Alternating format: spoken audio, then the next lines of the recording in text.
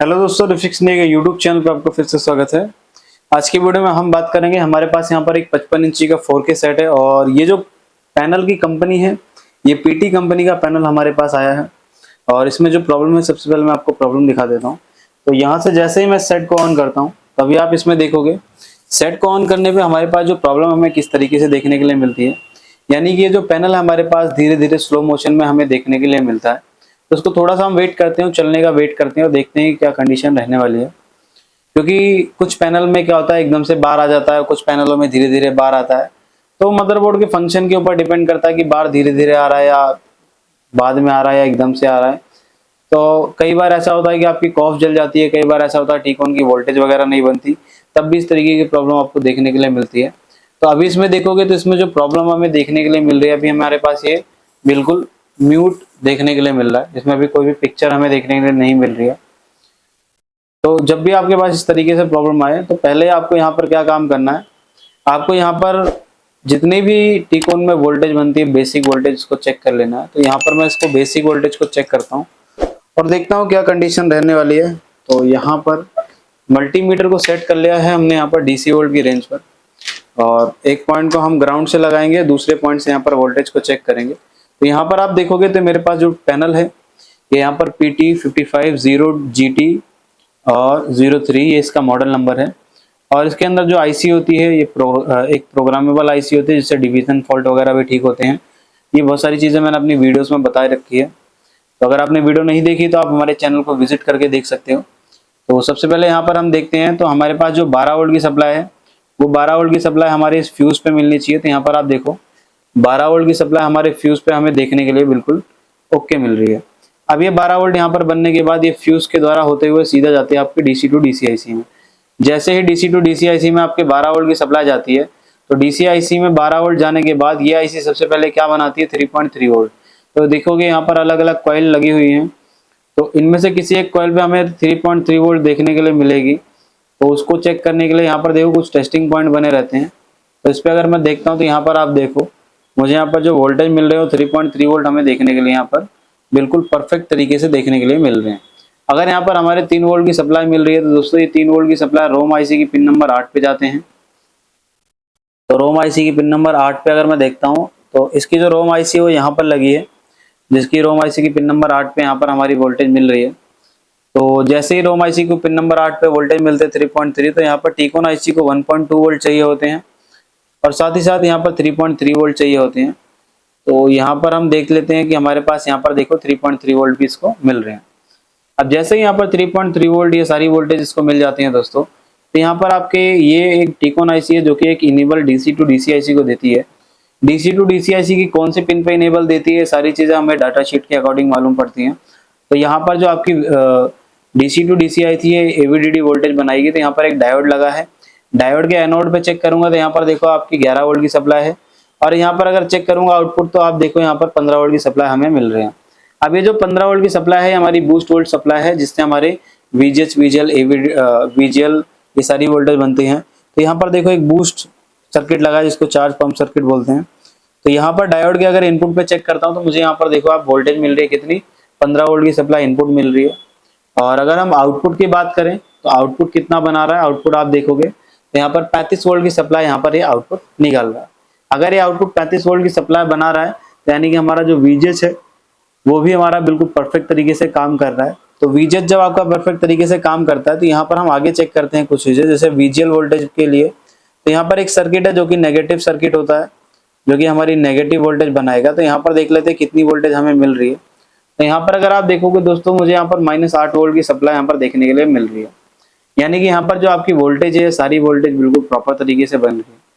और अगर आपकी जो वोल्टेज है प्रॉपर तरीके से बन रही है तो सबसे पहले यहाँ पर जो आपकी केबल वगैरह होती है इसको यहाँ पर क्लीन करके देख लेना। तो मैं आपको दिखा देता हूँ, इसमें जो केबल है आप देखोगे इसमें, तो ये केबल हमारी वैसे थोड़ी सी साफ सी लग रही है। तो जब भी अगर आपको लगे कि आपकी केबल साफ नहीं है तो सबसे पहले इसको यहाँ पर ब्लेड से कुछ इस तरीके से आप सारी पिनों को यहाँ पर ऐसे एक एक करके साफ कर लोगे। और इसको क्लीन करने के बाद क्या है कि अभी आप टीकॉन को लगा के देखोगे तभी आप देखोगे यहाँ पर सारी पिनें हमारी क्लीन हो रही हैं। जब भी क्लीन होती है तो शाइनिंग आने लगती है, क्योंकि इसके अंदर अगर कार्बन जमा रहेगा तो कहीं ना कहीं प्रॉब्लम क्रिएट हो सकती है। तो जब भी आप इस तरीके से काम करोगे, पेशेंस रख के और सारी चीज़ों को स्टेप बाय स्टेप चेक करोगे, तो पैनल आपका इजीली रिपेयर हो जाएगा। तभी अब मैंने इसको साफ़ कर दिया। साफ़ करने के बाद एक बार मैं वापस लगाता हूँ, उसको मैं यहाँ से लगा लेता हूँ। कुछ प्रॉपर तरीके से इसको लगाना है। तो इसको यहाँ से लगा लिया हमने, और यहाँ पर जो आपकी ये दोनों एफएफसी हैं, इनको भी आपको यहाँ पर एक एक करके रिमूव करके देखना है कि किस साइड से पिक्चर हमारी बनती है। तो यहाँ पर अभी क्या है कि मैंने इसको यहाँ से रिमूव कर दिया है, और रिमूव करने के बाद यहाँ पर सेट को ऑन करता हूँ, और ऑन करने के बाद देखता हूँ कि क्या कंडीशन रहती है, पिक्चर बनती है या नहीं बनती है। तो अभी देखो कि यहाँ पर हमारा जो पैनल है, इसके अंदर अभी हमें यहाँ पर बार की प्रॉब्लम देखने के लिए मिल रही है। यानी कि अभी क्या है कि इसके अंदर यहाँ पर हमें बार देखने के लिए मिल रहा है, और अभी क्या है, हाफ भी आपका ब्लैंक है और हाफ में आपको कुछ इस तरीके से बार स्लो मोशन में देखने के लिए मिल रहा है। तो यहाँ पर अभी हम क्या काम करेंगे, इस साइड को हम बंद करेंगे और दूसरी साइड से अभी हम चालू करके देखेंगे। इस साइड को भी ओपन कर दिया और यहाँ से लगा के देखते हैं कि क्या कंडीशन रहने वाली है। तो यहाँ से मैं इसको लगा लेता हूँ, और लगाने के बाद ही हमें पता चलेगा दोस्तों कि इधर की क्या कंडीशन है। तो उसको मैं आपको बताऊंगा कैसे हम रिपेयर करने वाले हैं इसको मैंने यहाँ पर लगा लिया। लगाने के बाद यहाँ से देखोगे तो एफएफसी मैंने रिमूव कर रखा है। जैसे मैंने यहाँ पर सेट को ऑन करा, और ऑन करने के बाद देखते हैं यहाँ पर क्या कंडीशन रहती है। तो अभी आप देखोगे सेट ऑन हुआ, लेकिन ऑन होने के बाद अभी इसमें कोई भी पिक्चर हमें देखने के लिए नहीं मिल रही है। यानी एक साइड से अभी क्या है कि हमारी जो पिक्चर है उसमें हमें बार मिल रहा है, लेकिन एक साइड से हमें कोई भी पिक्चर में कोई हलचल नहीं है, यानी कि यहाँ पर ब्लैंक है। तो जब भी आपके पास इस तरीके से प्रॉब्लम आती है, तो आपको सबसे पहले यहाँ पर कुछ चीज़ें चेक करनी पड़ती हैं। फिर हम सीकेवी वगैरह को ब्लॉक करते हैं, फिर देखते हैं क्या कंडीशन है। तो सबसे पहले यहाँ पर मैं कुछ वोल्टेज है जिनको मैं चेक करूंगा। तो यहाँ पर मैं जैसे वीजीएच वोल्टेज बनती है, तो यहाँ पर आप देखो वीजीएच वोल्टेज अभी हमारी बिल्कुल परफेक्ट तरीके से बन रही है। और अगर यहाँ पर वीजीएच वगैरह आपकी बिल्कुल परफेक्ट तरीके से बनती है, तो यहाँ पर एक कुछ ट्रैक होते हैं जो कि हमारे सीकेवी के ट्रैक होते हैं। तो इन पर अगर मैं वोल्टेज वगैरह चेक करता हूँ, तो यहाँ पर आप देखो मुझे यहाँ पर कोई भी वोल्टेज देखने के लिए नहीं मिल रही है। तो यहाँ पर अगर आपकी कोई भी वोल्टेज नहीं मिल रही है, तो एक बार सबसे पहले हम क्या काम करेंगे, एफएफसी को प्रॉपर तरीके से लगाएंगे। कई बार आपकी एफएफसी जो होती है वो सही लग नहीं पाती है, उसको दोनों साइड से निकाल के और प्रॉपर तरीके से इसको लगाना है। और उसके बाद फिर चेक करेंगे कि पैनल की क्या कंडीशन रहती है। तो इसको यहाँ से हमने लगा दिया, और यहाँ से भी इसको हम प्रॉपर तरीके से लगाएंगे। अगर पैनल हमारा हाफ में चल जाता है तो इसको हम टेपिंग मेथड से भी कर सकते हैं इजीली रिपेयर। तो यहाँ पर आप देखो मैंने इसको प्रॉपर तरीके से लगा दिया है। लगाने के बाद अभी मैंने सेट को ऑन करा, थोड़ा सा वेट करेंगे। तो यहाँ पर अभी क्या है कि अभी हमारा ये बोर्ड ऑन हो चुका है, लेकिन अभी क्या है कि यहाँ पर पिक्चर में अभी भी कोई हलचल हमें देखने के लिए नहीं मिल रही। तो यहाँ पर एक बार सीकेवी के वापस से वोल्टेज चेक करता हूँ। तो यहाँ पर आप देखो अभी भी सीकेवी के जो वोल्टेज हैं ये अभी हमें देखने के लिए यहाँ पर नहीं मिल रही। तो यहाँ पर अगर सीकेवी के वोल्टेज नहीं मिल रहे, तो यानी कि यहाँ पर सीकेवी के जो वोल्टेज है वो ड्रॉप हो रहा है कहीं ना कहीं। तो अभी हमें क्या काम करना है दोस्तों, यहाँ पर सबसे पहले हमें यहाँ पर एक टेपिंग मेथड का यूज करना पड़ेगा, सीकेवी को ब्लॉक करना पड़ेगा। तो यहाँ पर सीकेवी को ब्लॉक करने के लिए हम एक टेप कट कर लेते हैं, और टेप कट करने के बाद फिर देखेंगे कि इसमें क्या कंडीशन रहती है। तो टेप हम यहाँ से काट लेते हैं, और इसको हम लगाकर चेक करेंगे कि हमारा जो पैनल है इसकी क्या सिचुएशन रहेगी। अगर कंडीशन सेम रहती है तो फिर हम आगे देखेंगे आगे क्या कर सकते हैं हम इस पैनल के अंदर। तो अभी क्या है कि यहाँ से मैंने इसको टेप को यहाँ से बड़े आसान तरीके से यहाँ से इसको निकाल लिया है।